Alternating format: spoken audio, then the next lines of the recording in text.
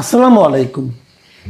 প্রিয় দর্শক, নির্বাচনের আগে আগে একটা নির্বাচনী ইশতেহার প্রকাশের একটা নিয়ম আছে। বিভিন্ন রাজনৈতিক দল তার এই ইশতেহারটা প্রকাশ করে যে তারা নির্বাচিত হলে পর তারা কিভাবে দেশ চালাবে, তারা কি কি কাজ করবে না করবে, তার একটা সম্ভাব্য একটা তালিকা, একটা অঙ্গীকার তারা জনগণের সামনে উপস্থাপন করে। এর মধ্যে আমরা দেখেছি এনসিপি তাদের নির্বাচনী ইশতেহার ঘোষণা করেছে। জামায়াতে ইসলামও গতকাল রাতে একটা 5 তারকা হোটেলে তাদের নির্বাচনী ইশতেহার ঘোষণা করেছে। বেশ সাজানো গোছানো ছিল ইশতেহারটি, যদিও ইশতেহার নেয়ার মধ্যে বেশ সমালোচনাও হয়েছে। আমি একটা খুব ইন্টারেস্টিং একটা সমালোচনা দেখলাম প্রথম আলো পত্রিকায়। আমার কাছে এই সমালোচনাটা বেশ খেটে খুঁটে করা হয়েছে আর কি।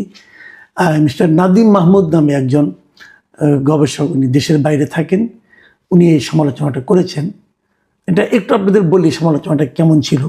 সেখানে উনি দেখিয়েছেন যে ওখানে বেশ কয়েকটা অধ্যায় জামাতে ইসলামের, যেমন স্বাস্থ্য, পরিবার কল্যাণ, তারপরে আপনার মৎস্য প্রাণী সম্পদ, তারপরে আপনার মানব সম্পদ ও জনজীবনের মৌলিক উন্নয়ন পঞ্চম ভাগে যেটা ছিল, শিক্ষা ব্যবস্থা, স্বাস্থ্য, পরিবার কল্যাণ, তারপরে সমাজ কল্যাণ, এই সমস্ত যে অধ্যায়গুলো আছে সেই ইশতেহারে, সেই অধ্যায়গুলোর শুরুতে যে ছবিগুলি ব্যবহার তারা করেছে জামাত ইসলাম, সেই ছবিগুলোর যে কটা আমি বললাম, এই সব কয়টার ছবি তারা ভারতীয় বিভিন্ন প্রকাশিত ম্যাগাজিন থেকে নিয়েছে। ভারতের কোনো না কোনো অনুষ্ঠানে এরকম একটা ছবি হয়েছিল, ভারতের কোনো না কোনো অনুষ্ঠানের যে সুভেনির ছিল সেখানে এই ছবিগুলো ব্যবহার করা হয়েছিল। ওনারা এগুলো কোনো ধরনের আপনার তথ্যসূত্র এবং কৃতজ্ঞতা প্রকাশ করা ছাড়াই এগুলি তারা এখানে ছাপিয়েছে। এটা এক ধরনের চর্যবৃত্তি আপনি বলতে পারেন, এক ধরনের চুরি করেছে। নিজেদের ইশতেহার প্রকাশের সময় এই ধরনের চুরি তাদের কেন করতে হলো, এটা আমার কাছে বোধগম্য নয়। এবং এখানে প্রত্যেকটা জায়গায় যেখানে নারীর ছবি আছে, একটাতে দেখা যাচ্ছে একজন লেডি ডাক্তার একজন নারীর একটা বাচ্চা মেয়েরকে স্টেথোস্কোপ দিয়ে দেখছেন, এবং তারপর আরেক জায়গায় দেখা যাচ্ছে যে গার্মেন্টস শ্রমিকরা কাজ করছেন। যে নারীর যে ছবিগুলি দেখা আছে, জামাতের যারা লিডার আছেন, মহিলা লিডার, নারী লিডার, এবং জামাত যেহেতু পর্দা প্রথায় বিশ্বাস করে তারা পর্দা দিয়ে চলে, কিন্তু এখানে হিজাব ছাড়াই নারীদের ছবিও দেখলাম। ওখানে যেভাবে ছিল ভারতের ওই ছবিটাতে, তারা হুবহু সেটা এখানে জাস্ট মেরে দিয়েছে। তো এটা জামাতের এক ধরনের দীনতা, আমি মনে করব দৈন্য একটা ব্যাপার। দরকার ছিল না তো, আমাদের দেশে তো এরকম তাদের দিয়ে ছবি তুলতো, হিজাব পরা, বোরকা পরা, এই ধরনের পর্দানশীল মহিলাদের ছবি হিসেবে দেওয়া যেতে পারত। তো আধুনিকতাও করবেন, আবার পর্দার কথাও বলবেন, এটা কেমন? তো এই জায়গাটাতে আমার মনে হয়েছে যে খুবই একটা তারা প্রকাশগত একটা দুর্বলতা তারা দেখিয়েছে।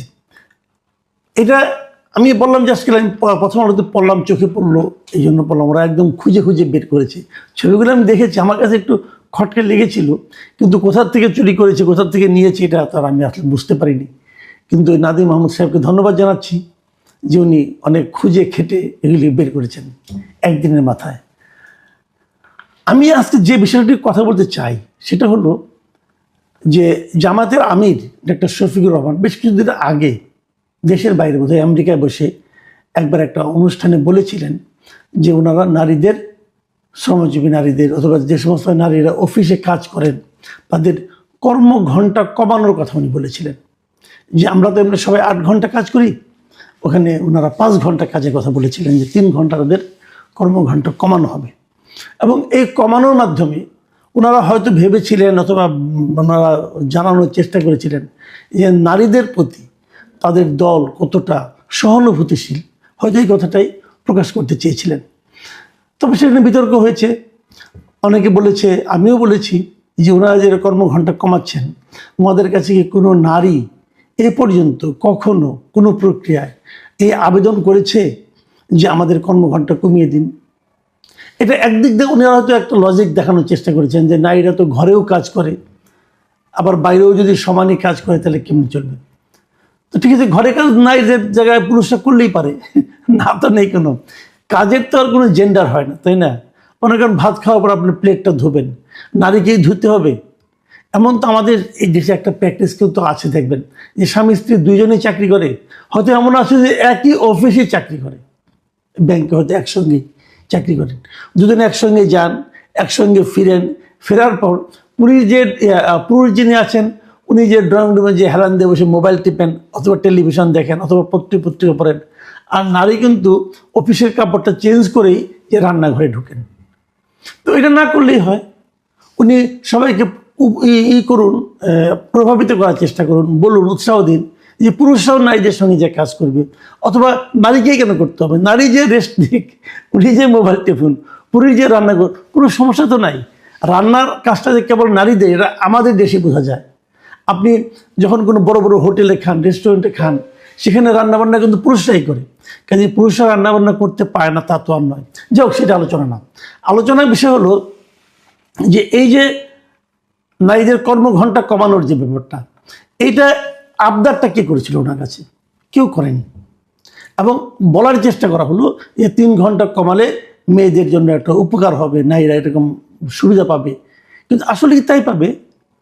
আমি অনেক অফিসে জানি যে এমনিতে আপনি দেখবেন যে নারী পুরুষ সমান চাকরি কিন্তু হয় না। আপনি দেখবেন অফিসে নারীর সংখ্যা কম, যে কোনো বেসরকারি অফিস বলেন, সরকারি অফিস বলেন, পুরুষের তুলনায় নারীর সংখ্যা কিন্তু কম, নারী কর্মীদের সংখ্যা কম।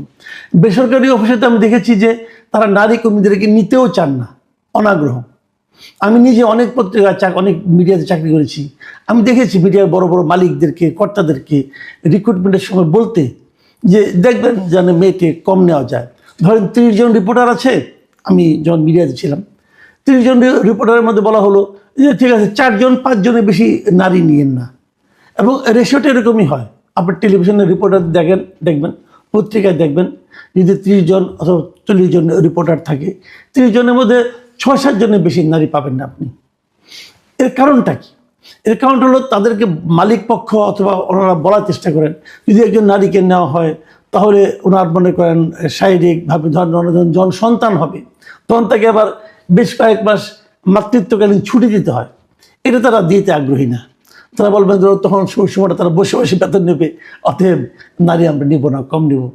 তো এইভাবে যখন আপনি ভাববেন তখন এই সমস্যাগুলি কিন্তু আসলে তৈরি হয়। তাহলে এমনি নারীদেরকে নিতে চান না, তার মধ্যে যখন আপনি কর্মঘণ্টা কমিয়ে দিবেন তখন তো মেয়েদেরকে আরও নিতে চাইবে না, বলবে কি যে ওনাকে যদি আমি নেই তাহলে তো ওনার কাছ থেকে আমি 5 ঘন্টার কাজ পাবো, তার কাছ থেকে আমি 8 ঘন্টার কাজ পাবো না, তাহলে তাকে আমি নেবো কেন? এই বিষয়গুলো কিন্তু আসবে। তাতে কি হবে? আপনি নারীদের কর্মঘণ্টা কমিয়ে আসলে নারীদের অংশগ্রহণটাই কমিয়ে দিচ্ছেন। কাজেই এটা খুব প্র্যাকটিক্যাল কোনো চিন্তা না, এবং এটা মানে সারা দুনিয়াতে গ্রহণযোগ্য কোনো চিন্তাও কিন্তু হবে না।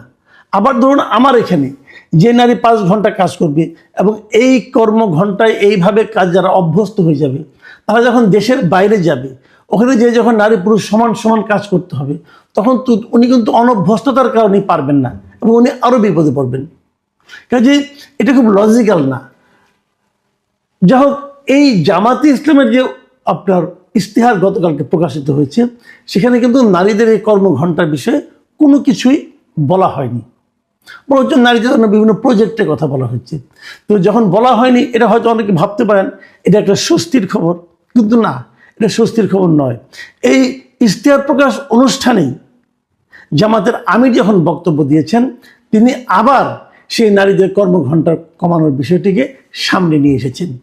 উনি বক্তৃতা দেওয়ার সময় সে কথাটা বলেছেন। তিনি যেখানে বলেছেন যে নারীদের কর্মঘণ্টা নির্ধারণে জামাতের একটি পরিকল্পনা রয়েছে, পর্যায়ক্রমে সেটি বাস্তবায়ন করা হবে। মাথায় রাখবেন, পর্যায়ক্রমে সেটি বাস্তবায়ন করা হবে। এবং তিনি সেটা ব্যাখ্যা করেছেন যে এক্ষেত্রে জামায়াতের পরিকল্পনা হলো একজন নারী শিল্প কারখানা বা প্রতিষ্ঠানে যত ঘন্টা কাজ করবেন তার টাকা মালিক পক্ষ দেবে, বাকিটা সরকারের দায়। তার মানে একজন মালিকের এখানে যদি একজন নারী শ্রমিক 5 ঘন্টা কাজ করে তাহলে উনি 5 ঘন্টা বেতন পাবেন, কিন্তু ওনার তো 8 ঘন্টা কাজ করতে লাগে। এই যে বাকি যে 3 ঘন্টা, এটা সরকারের দায়। মানে কি? তাহলে সরকার তাকে দিবেন নারীকে। যদি উনি ক্লিয়ার করেন নাই, উনি সরকারের দায় বলেছেন, ধরলাম সরকারি এটা নারীটাকে আরও 3 ঘন্টা টাকা দিলেন, তাহলে নারীটা হয়তো চলে গেল, কিন্তু এর মাধ্যমে ওই প্রতিষ্ঠান কি নারী শ্রমিক নেওয়ার জন্য আগ্রহী হবে? হবে না। এটা হবে একটা জটিল সমস্যা। আর যদি একটা বিপ্লবী এবং যুগান্তকারী পদক্ষেপ হয়েই থাকে, তাহলে ওনারা এটাকে ওনাদের ইশতেহারে আনলেন না কেন? ইশতেহারে কেন আনলেন না? আনেননি কারণ ওনারা ভেবেছেন এটা ইশতেহারে আনলে হয়তো একটা বড় বিতর্ক হতে পারে এবং এটা ডকুমেন্টেড একটা বিষয় হয়ে যাবে।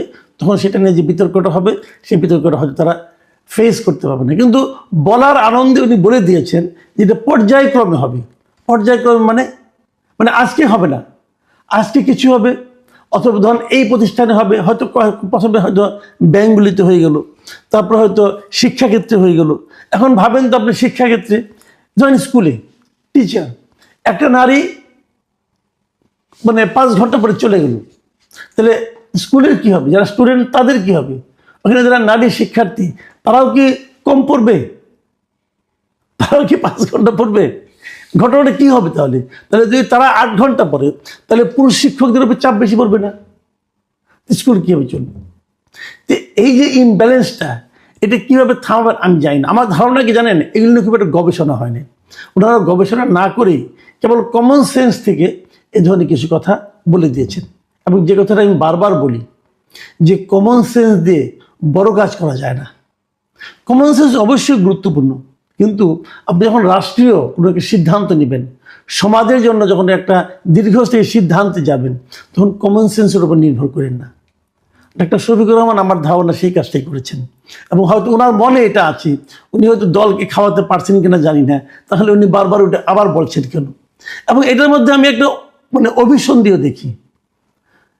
অনেকে হয়তো বলবেন যে কি অভিসন্ধি? অভিসন্ধিটা এই ধরনের যে নারীদের ব্যাপারে ওনাদের যে দৃষ্টিভঙ্গিটা, এটা আলাদা করে ওনাদেরকে প্রকাশ করতে হচ্ছে, এবং এই প্রকাশ করার মাধ্যমে ওনারা নারীর উপকারের পরিবর্তে নারীদেরকে আরও বেশি ক্ষতিগ্রস্ত করার মতো পদক্ষেপ হয়তো যাবেন। কারণ নারীরা নেতৃত্বে আসতে পারবেন না, ওনারা নারীদেরকে মনোনয়ন দেবেন না, যেটা নাকি কয়েকদিন আগে জুলাই সনদে ওনারা স্বাক্ষর করে আসছেন যে ওনারা নির্বাচনে 5% নারীকে মনোনয়ন দেবেন। নারীদেরকে ওনারা মনোনয়ন দেবেন না, নারীদেরকে ওনারা নেতৃত্বে আনবেন না বলে, এবং আনা কখনো সম্ভব না বলে ওরা আন্তর্জাতিক মিডিয়াতে সাক্ষাৎকারে বলবেন। এবং সর্বশেষ যে স্ক্যান্ডালটা, যে এক্স হ্যান্ডলারের যে ওনার যে আপনার নারী বিষয়ক যে মন্তব্য, খুব অশ্লীল একটা মন্তব্য, উনি বলেছেন যে ওটা নাকি ওনার হ্যাক হয়েছিল। তো এখন পর্যন্ত যতগুলি জায়গায় পেয়েছি এটা নিয়ে নানা ধরনের আলোচনা হচ্ছে, কিন্তু উনি নিজে অস্বীকার করেছেন যে উনি বলেন নাই। তো আমি এটা নিয়ে আর আলোচনা করতে চাই না, যেহেতু উনি অস্বীকার করেছেন, আমি ওনার অস্বীকারটাকে নিচ্ছি। তো এই সব মিলিয়ে এই দলটিকে আমার কেন যেন মনে হচ্ছে ওনারা নারীদের নিয়ে কোনো একটা পরিকল্পনা করছেন। সেই পরিকল্পনাটা আলটিমেটলি ইতিবাচক পরিকল্পনা নাকি নেতিবাচক ষড়যন্ত্র, এটা এখনই বোঝা হয়তো কঠিন হয়ে যাবে। তবে আমি এটুকু বলতে পারি যে নারীদের ব্যাপারে ওনাদের পরিকল্পনাটা ট্রান্সপারেন্ট সম্ভবত নয়। প্রিয় দর্শক, এগুলো আপনাদের বিবেচনায় থাকুক, ভোটের সময় মাথায় রাখবেন।